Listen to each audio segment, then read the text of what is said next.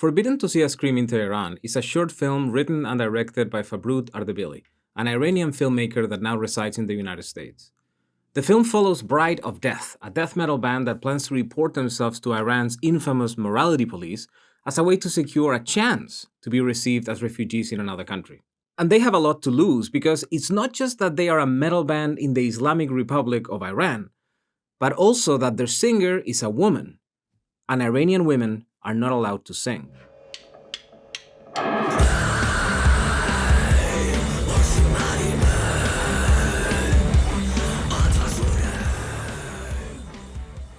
First, let me give you some context. Iran wasn't always an Islamic country. Sure, Islam was a part of its culture, but it didn't control everybody's lives. All of that changed in 1979 when Iran underwent a massive revolution against the dictatorial monarchy of Mohammad Reza, the last Shah of Iran. There are still heated debates about the Shah's government and about the causes of the Iranian Revolution, but what nobody disputes is what came out of this entire process: an Islamic Republic.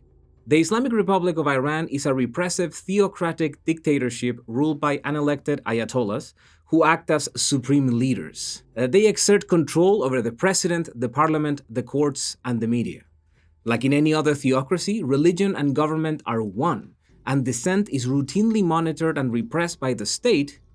This repression has disproportionately affected women, whose behavior is micromanaged and controlled by Iranian authorities. The Islam of the Ayatollahs sees women as secondary to men, servants created to do nothing other than managing the house and raising the kids, and so they structure Iranian society around their disenfranchisement. This is why, according to Javaid Rehman, the UN Special Rapporteur for Human Rights in Iran, Iranian women are treated as what he calls second-class citizens. According to the Georgetown Institute for Women, Peace and Security, which ranks countries based on women's inclusion, justice, and security, Iran ranks on the 125th place in legal discrimination against women. According to Amnesty International, women face entrenched discrimination in law, including in relation to marriage, divorce, employment, inheritance, and political office. Violence against women and girls is widespread, and authorities routinely fail to punish acts like domestic violence, marital rape, and forced marriages. In fact, according to official Iranian figures, about 30,000 girls under the age of 14 are married every year. And that's without mentioning honor killings or the imposition of the hijab. And to be clear, there is no problem with women wearing the hijab if that is what they choose to do. The problem is that in Iran and in many other parts of the world, they don't have that freedom. The veil is imposed upon them and they have no choice.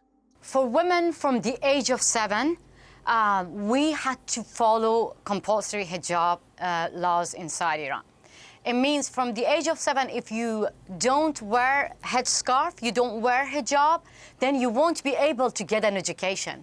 You won't be able to get a job. You won't be able actually to live in your own country. And then there are so many punishments for women if they don't wear hijab or they wear inappropriate hijab, what they call it. Then you get fined, you get arrested, you get lashes, and you get into jail. So that is why now women of Iran protesting against compulsory hijab, because to them it's about, it's the most visible symbol of oppression against women. This is a country where all aspects of women's lives are heavily restricted. If they're married, they can't leave the country without their husband's permission. They can't go watch sports, they can't ride bikes, and you guessed it, they can't sing in public. Before the Iranian Revolution in 1979, women participated in a vibrant pop and cabaret culture. But since then, as the country became more conservative, women have been banned from singing because many Shia Muslim clerics believe that a woman's singing voice can be erotic.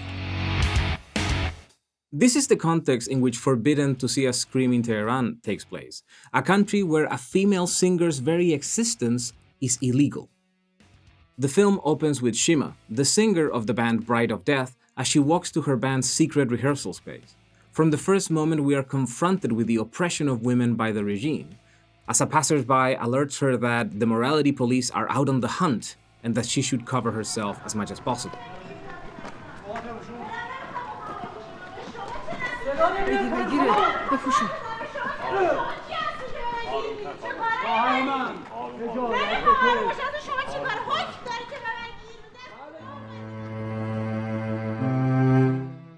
The way in which this opening shot was made reminded me a lot of The Handmaid's Tale and the claustrophobia that we feel as we follow Offred as she walks through Gilead, knowing that anyone could be an enemy or a spy.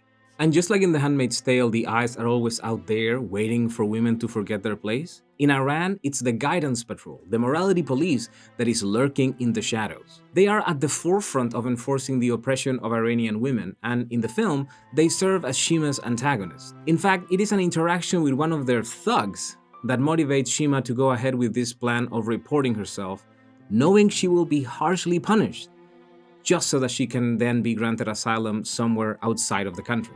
This confrontation involves Shima's sister, who is deaf, and it is her vulnerability at the hands of the regime that makes Shima realize that as long as they are in this country, they will never be able to have a normal life. It's an interesting plot point, of course, and not a very subtle metaphor, as Shima and her sister both face the difficulty of not having a voice, one literally and one metaphorically. Shima's fulfillment lies precisely on being able to sing, to devote herself to this music that she loves, and the regime won't let her do that. Staying in the country would force her to give up on who she is. من تو این کشور نمیتونم کار دیگه ای انجام بدم. حتی نمیتونم از تو محافظت کنم. Shima's anger and frustration reminded me of Persepolis, the French-Iranian graphic novel and animated film based on the life of Marianne Satrapi, with parts of it set in the aftermath of the Iranian Revolution. We follow Marianne's experience as she witnesses how her country is taken over by religious fanatics who see women as inherently inferior. Remets bien ton foulard, ma sœur. Et je te parle. Monsieur, on ne dit pas « je te parle », on dit « je vous parle ». Un peu de respect, s'il vous plaît. Moi, te respecter? Les femmes comme toi, je les baisse contre les murs et je les jette aux ordures. Monte.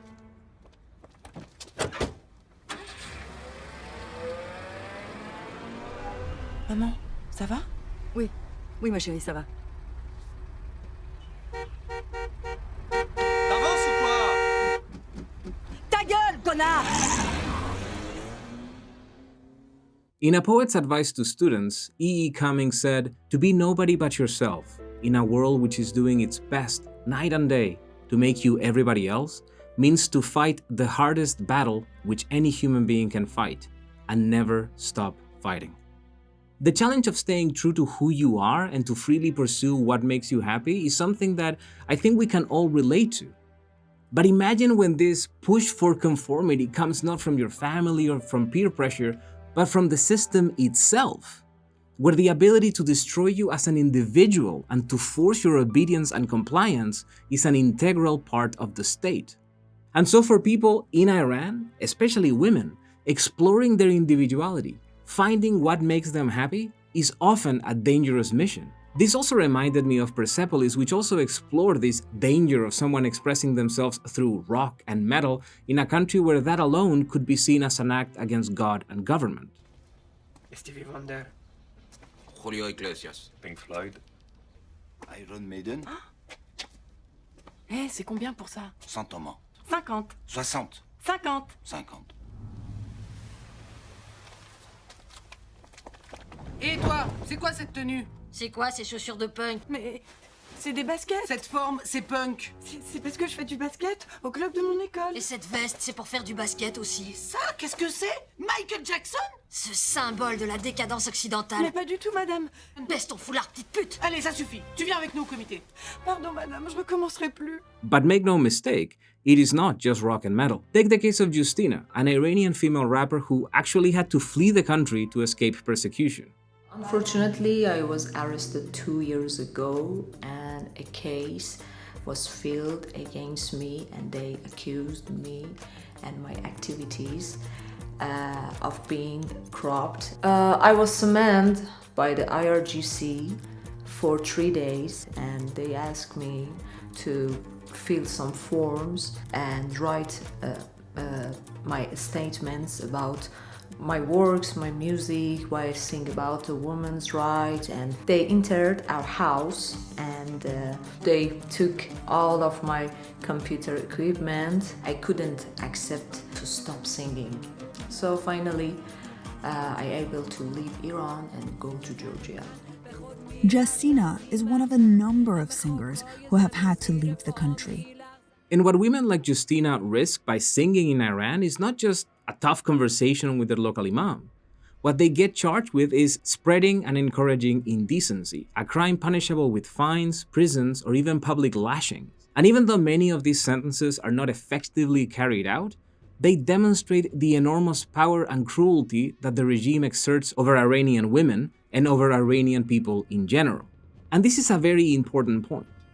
Iranian people are first and foremost victims of the dictatorship of the Ayatollahs, and Iranians of all creeds and ethnicities have opposed their tyranny, and many incredibly brave Iranians, both in the diaspora as well as in Iran itself, bravely face the fury of the regime, fighting for what they hope will one day be a free Iran.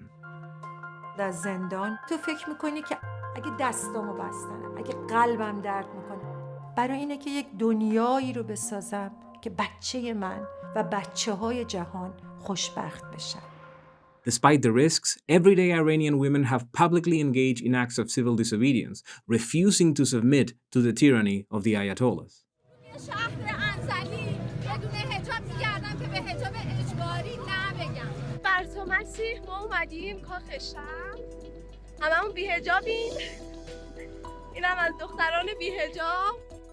Some of the posted videos show solidarity. من از دختران نه به حجاب اجباریم. اینم از واکنش یه آقا که به من گفت باریکلا و ازم حمایت کرد. But others show the harassment that comes with protesting compulsory hijab. به تو چه دوست ندارم. به تو ربطی نداره. بیشون قیافته دوست ندارم. Protests against compulsory hijab kicked into high gear in late December, when Vida Movahed, a protester in Tehran, climbed a utility box and waved her white headscarf. That set off a chain reaction of more public acts of unveiling, which resulted in the highly publicized arrest of at least 29 women. Not wearing the hijab in public could mean getting up to 2 months in prison, but doing so as a protest resulted in a 2-year prison term for Movahed. This is what Iranians have to deal with every day, a collection of rules and regulations dictating how to live every aspect of their lives, and the knowledge that if they fail to obey, the regime could come for them and make them disappear.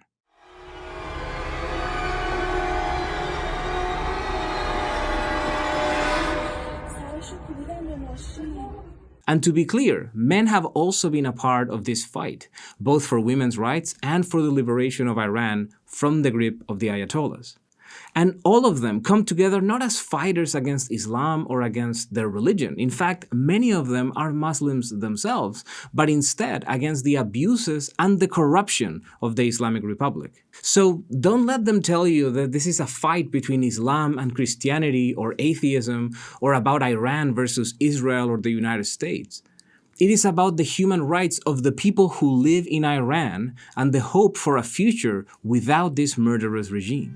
اونا یه کاری کردن که ما بفهمیم که اگه بهمون فشار بیارن ما هم باید پیشرفت بکنیم، نه باید تو اون جایی که هستیم بمونیم. ما فقط مردم نیستیم دیگه، قدرت هم هستیم. I know that by now I've probably taken more of your time than the actual film, but I think that it's worth it. It's important to understand that making a film like this is an act of protest in and of itself, and that it carries risks for those involved. In fact, the production of this short film, which, based on what I've read, by the way, might become a feature-length film at some point, which would be fantastic, making this film was actually very difficult. Fabrud Ardebili wasn't completely sure about whether he would be safe if he went to Iran, and at the time, the migratory policies of the United States also meant that he wasn't sure if he would be allowed back into the country.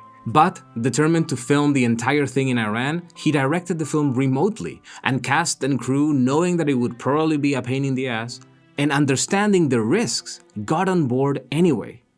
If you have a chance, go and watch Forbidden to See a Scream in Tehran, and have a glimpse at what happens to women in this beautiful country. Take care, stay metal, and Nabeyom Huriye Eslami. به جمهوری اسلامی نه به جمهوری